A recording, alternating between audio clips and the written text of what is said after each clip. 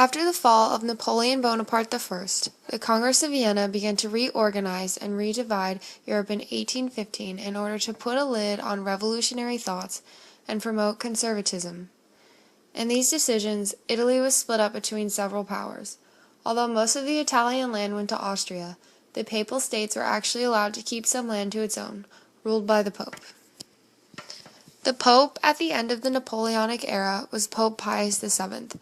He and the subsequent popes, Leo XII, Pius VIII, and Gregory XVI, were extremely conservative, immediately implementing reforms such as abolishing religious toleration, censoring books and newspapers, restricting education, legalizing torture, and suppressing new scientific and technological advancements like vaccination, streetlights, and railways.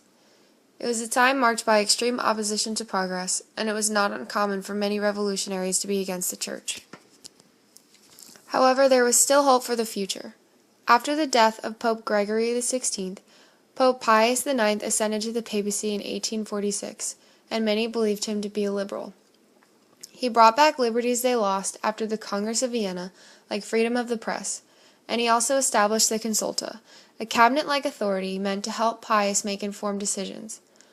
Pius IX quickly became a beacon of hope for Italian nationalists.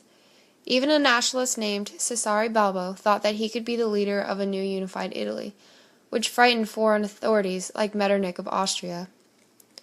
Metternich made it treason to shout "Vivo Pio Nono" in Lombardy and Venetia, and in 1847 he mobilized his troops near the Papal States.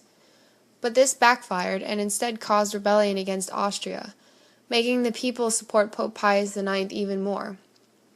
Although the mid-1840s was seen to be a very promising time for Italian unification, it all changed in 1848, when revolution swept the Italian peninsula. The revolutions of 1848 changed the papacy's stance from a friend of unification to a foe. At the outbreak of the revolutions, when Giuseppe Garibaldi and Giuseppe Mazzini seized control of Rome, the Pope fled the city, outraged by the radical actions of the Romantic revolutionaries. After the failure of the revolutions, Pius IX returned with some French troops and a new conservative mindset.